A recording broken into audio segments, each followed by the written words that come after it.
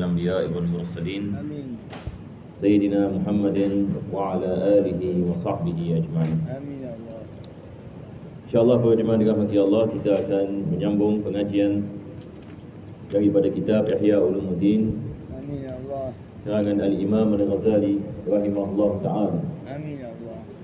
Dan kita berdoa kepada Allah, mudah-mudahan Allah menjadikan masa-masa ini Amin ya Allah. dengan barakah kitab Ihya dan penulisnya, Allah mengabulkan segala hajat Amin ya Allah. dan mengampunkan segala dosa zahir dan batin. Amin ya Allah. Dan juga kita berdoa agar Allah menyelamatkan kita daripada segala bala, daripada Amin, ya segala Allah. wabak, musibah, Amin, daripada ya segala Allah. azab di dunia dan akhirat, Amin ya Allah. dan menghidupkan hati-hati kita dengan iman dan taqwa, Amin ya Allah. dan menjadikan kita di antara hamba-hambanya Amin ya Allah. yang sentiasa diberikan kebahagiaan di dunia dan kebahagiaan di akhirat. Amin ya Allah. Dan Allah memberikan kepada kita husnul khatimah Amin ya Allah. dan mengumpulkan kita bersama Nabi kita sallallahu alaihi wasallam Amin ya Allah. pada hari kiamat nanti. Amin Amin. ya rabbal alamin. Kembali daripada mana kita berhenti, daripada kitab Ihya Ulumuddin, kita sedang membicarakan tentang ilmu yang diwajibkan kita mempelajarinya, Amin ya Allah. iaitu ini dikenali sebagai ilmu fardu ain. Amin ya Allah. Jadi ilmu fardu ain kita telah faham, dia adalah ilmu yang diwajibkan kita mempelajarinya bagi tiap-tiap individu muslim. Amin ya Allah. Perkara yang kedua, kita membicarakan berkenaan dengan waktu kewajiban kita mempelajari sesuatu ilmu. Amin ya Allah. Maka penulis memberikan misal, kalau sekiranya seseorang itu dia tinggal di sebuah tempat Amin ya Allah. yang mana di dalam tempat itu banyak berlaku maksiat, Amin ya Allah. maka diwajibkan ke atasnya untuk mempelajari tentang maksiat yang wujud di situ. Amin ya Allah. Maka dia memberikan misal, kalau kita berada di tempat ramai orang mengamalkan riba, Amin ya Allah. maka sekarang diwajibkan atas tiap-tiap orang Islam mempelajari tentang riba. Amin ya Allah. Sebab kalau kita tidak mempelajari tentangnya, besar kemungkinan kita akan terjebak di dalamnya. Amin ya Allah. Kalau kita berada dalam keadaan yang mana orang Islam ada salah faham ini tentang perkara-perkara yang bersangkut paut dengan sifat-sifat Allah Subhanahu Wa Taala, Amin ya Allah. maka diwajibkan dia mempelajari agar dia tidak keliru, yakni dengan apa yang berlaku di dalam masyarakatnya. Amin ya Allah. Jadi ini yang dimaksudkan oleh Imam Ghazali, kewajipan bagi seorang Muslim untuk mempelajari ilmu yang dia berhajat kepadanya pada keadaannya dan masanya. Amin ya Allah. Jadi insya-Allah kita akan meneruskan daripada sini.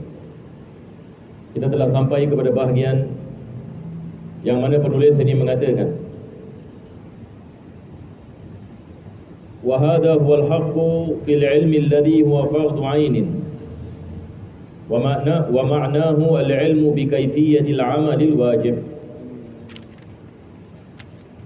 Faman 'alima al-'ilma al-wajiba wa waqta wujubihi faqad 'alima al-'ilma alladhi huwa fardu 'ain.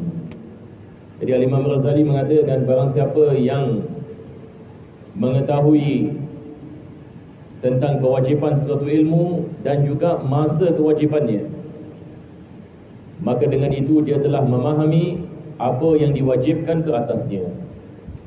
Jadi ada dua perkara di sini. Pertama sekali, kita mengetahui sesuatu ilmu itu fardu ain. Perkara yang kedua, kita mengetahui bila ia menjadi fardu ain ke atas kita. Jadi mungkin saya akan memberikan lagi satu misal ya, untuk kita faham ini perkara ini.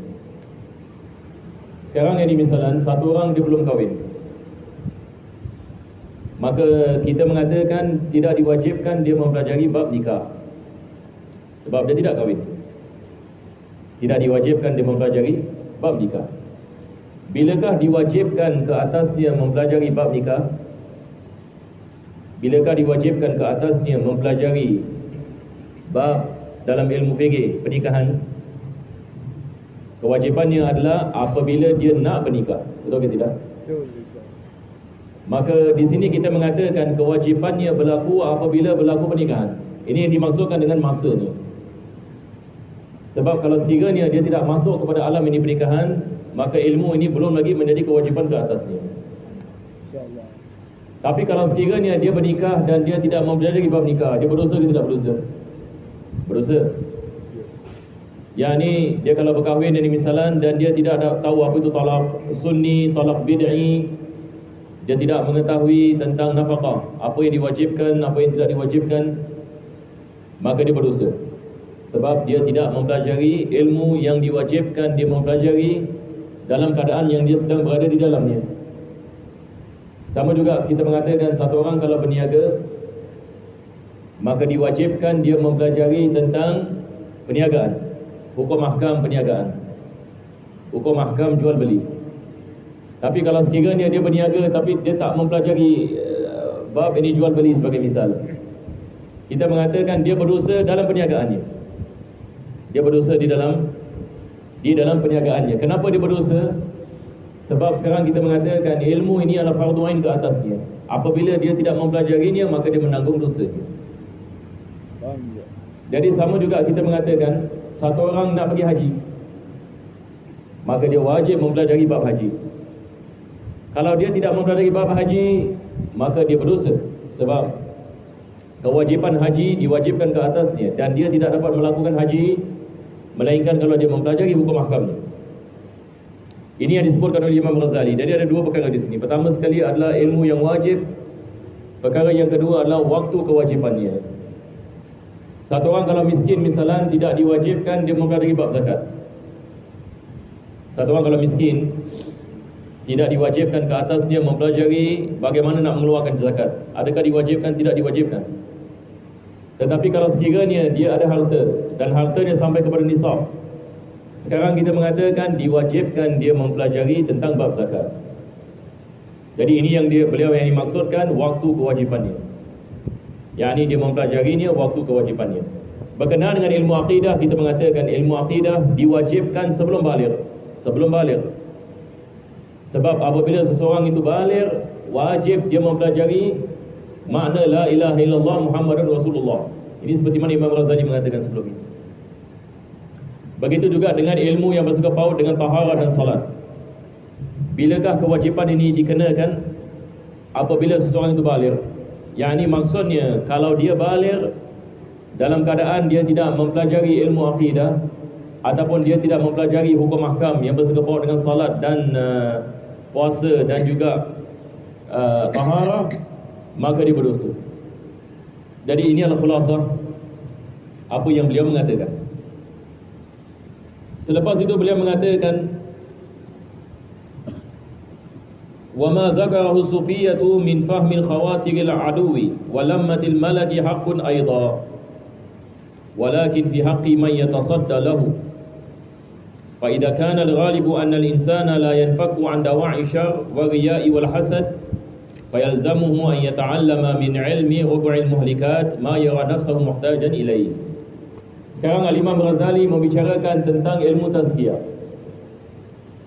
Ilmu yang dikenali sebagai tasawuf ataupun ilmu tazkiyah.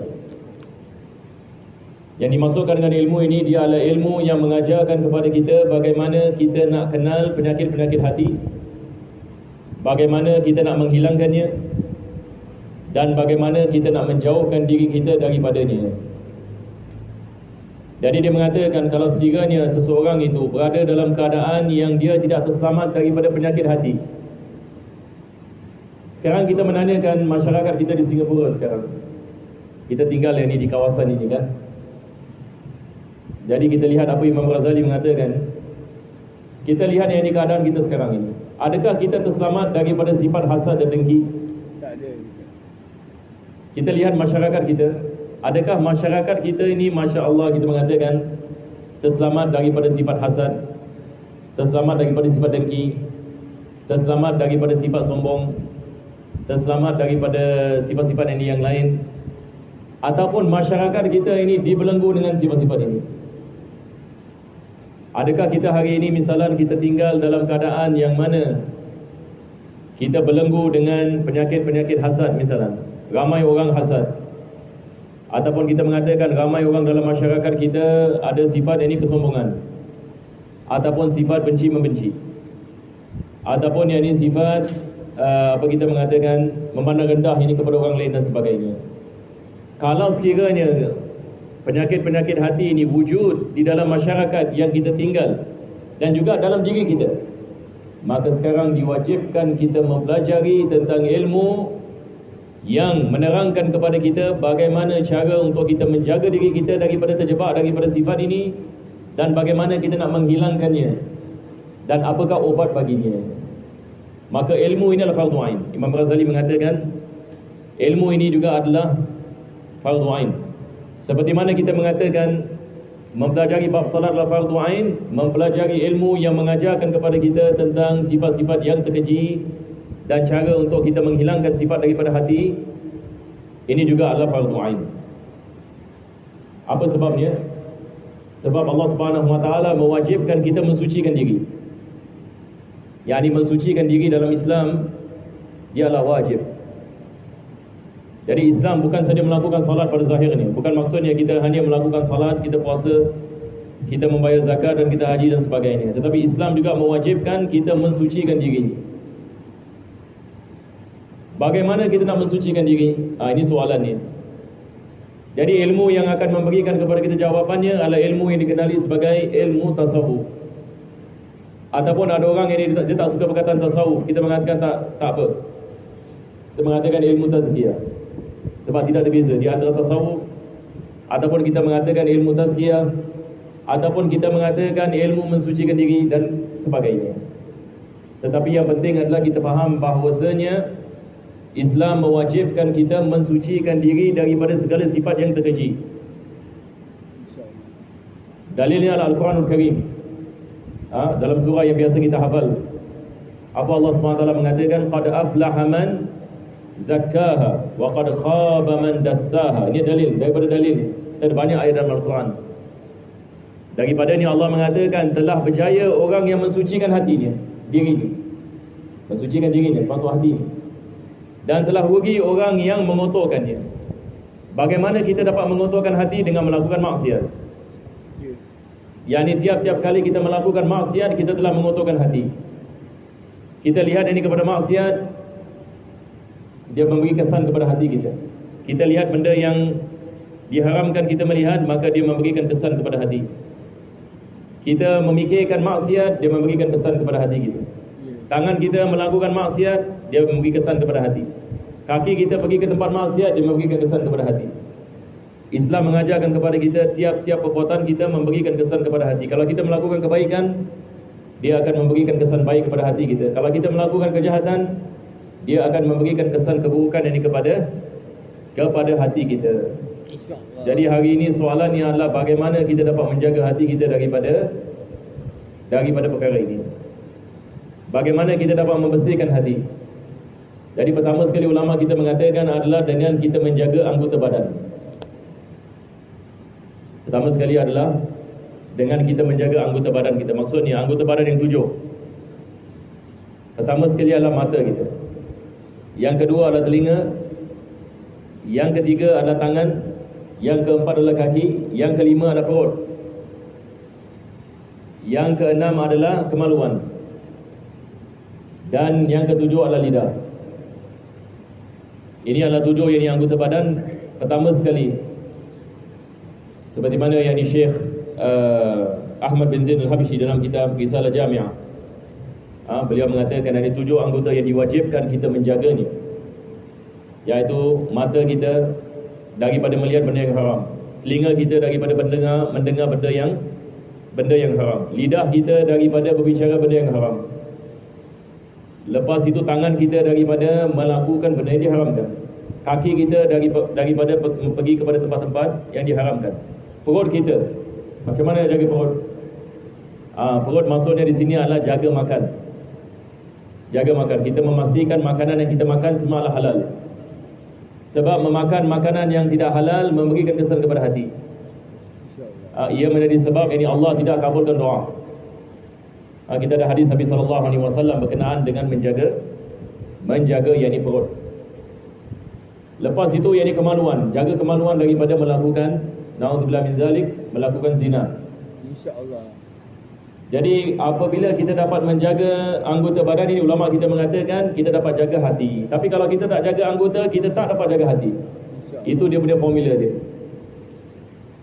Seorang yang ulama memberikan misal apa, hati ini seperti apa, tingkap. Hati ini ada tingkap. Kita kalau ada rumah misalan, kalau kita buka semua tingkap rumah, kita buka, apa jadi? Bukan, akan masuk apa? Kalau kita buka rumah kita semua tingkap ini kita buka, abu akan masuk. Betul ke tidak? Malaikat. Abu ini kotoran akan masuk. Kalau kita buka, tak ada filter kan? Yeah. Kalau kita buka, abu yang ini akan masuk. Tapi kalau kita menutupnya, kotoran daripada luar tidak akan masuk. Yeah. Jadi jalan yang pertama adalah bagaimana kita nak preventif. Dia pertama sekali ada preventif measure. Maksudnya kita mengelakkan diri kita daripada maksiat. Tetapi ada orang mengatakan, tapi kita manusia, kita tak lepas daripada maksiat. Kita bukan Nabi, kita melakukan maksiat. Memang betul, tetapi maksudnya di sini adalah menjaga sedaya upaya. Sedaya upaya. Bukan maksudnya kita mengatakan, tak apalah saya ni manusia biasa, apa salahnya sekali-sekali saya melakukan maksiat. Bukan begitu. Dia punya mentality yang ni bukan begitu. Bagaimana kita nak menjaga ini diri kita, dan kita cuba sedaya upaya untuk kita mengelakkan diri kita daripada terjebak dalam apa jenis maksiat. Sama ada maksiat lisan ataupun maksiat mata ataupun telinga dan sebagainya. InsyaAllah. Apabila kita terjebak dalam maksiat, ini the second formula, tajdidu taubah. Perkara yang kedua, ilmu tazkiyah mengajarkan kepada kita adalah mempercepatkan taubat, mempercepatkan. InsyaAllah. Yang ini maksudnya kalau satu orang itu terjebak dalam maksiat, cepat-cepat dia minta ampun kepada Allah. InsyaAllah.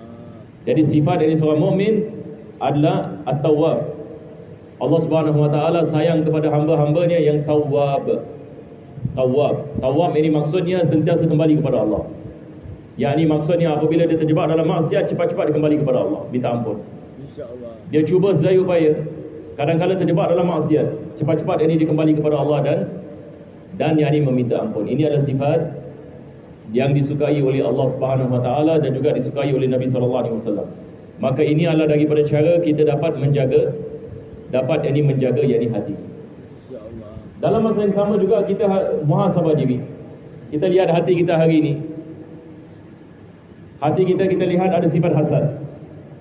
Sebab kita lebih mengenali hati diri kita lebih daripada orang lain. Kita lihat hati kita ada hasad kepada orang lain. Kita lihat hati kita misalan ada kebencian kepada orang lain. InsyaAllah. Ataupun kita lihat diri kita ini ada sifat sombong. Kita merasakan kita ada sesuatu special ke, ataupun kita lebih baik daripada fulan bin fulan dan sebagainya. InsyaAllah. Maka ini memerlukan kepada taubah. Kita memerlukan untuk kita berdoa kepada Allah dan kita bertaubat kepada Allah agar Allah membersihkan hati kita daripada segala sifat yang terkeji. InsyaAllah. Selepas itu datang bahagian bagaimana kita nak mendapatkan sifat-sifat yang terpuji. Jadi ilmu tasawuf ini pertama sekali mengajarkan kepada kita bagaimana kita dapat menghilangkan sifat yang terkeji dan bagaimana kita dapat meletakkan dari sifat yang terpuji. Maka ilmu ini Imam Ghazali ini beliau mengatakan dia adalah fardu ain. Diwajibkan atas tiap-tiap ini orang Islam, dan ini akan disebutkan ini oleh beliau di dalam kitab Ihya. Pada bahagian yang keempat beliau mengatakan, dan beliau mengatakan wa kaifa la yajibu alaihi wa qad qala Rasulullah sallallahu alaihi wasallam salasun muhlikat syuhun muta' wa hawan muttaba' wa i'jabul mar'i bi nafsihi. Ini dia menukilkan hadis Nabi sallallahu alaihi wasallam yang diriwayatkan oleh Al-Imam Baihaqi. Nabi sallallahu alaihi wasallam mengatakan 3 perkara yang menghancurkan manusia. InsyaAllah saya baca hadis ini, lepas itu kita berhenti. 3 perkara yang menghancurkan manusia. Yang ini 3 jenis dosa ataupun sifat. Yang pertama Nabi mengatakan syuhun muta'. Orang yang bakhil. Orang yang bakhil yang ditaati. Maksudnya di sini adalah cinta kepada dunia. Yang kedua wa hawan muttaba'. Hawa nafsu yang diikuti. yakni manusia kalau mengikut hawa nafsunya, maka ini membawanya kepada kemusnahan. Yang ketiga, wa'ijabul mar'i bi nafsihi, adalah sifat ujub. Satu orang yang merasakan dirinya sebagai hebat, sifat sombong, maka ini menghancurkan manusia. Kita berdoa mudah-mudahan Allah selamatkan kita daripada sifat-sifat ini, dan mudah-mudahan kita keluar daripada majlis ini. Kita berdoa agar Allah memberikan kepada kita taubatan nasuha, dan Allah membersihkan dan mensucikan hati-hati kita daripada segala sifat-sifat yang terkeji, dan kita berdoa agar Allah memudahkan kita mendapatkan sifat-sifat yang terpuji. Amin ya rabbal alamin. Al-Fatihah bi niyyati anna Allah yataqabbalu salata wa du'a ila arwahil walidina wa walikum wa amwatina wa amwatikum wa amwatil muslimin ajma'in. أن الله يتغشاهم برحمته والمغفرة ويختم لنا ولكم المسلم بخير ولطف وعافية ويسر شأن كله ظاهرا وباطنا وإلى حضرة النبي صلى الله عليه وسلم. الفاتحة.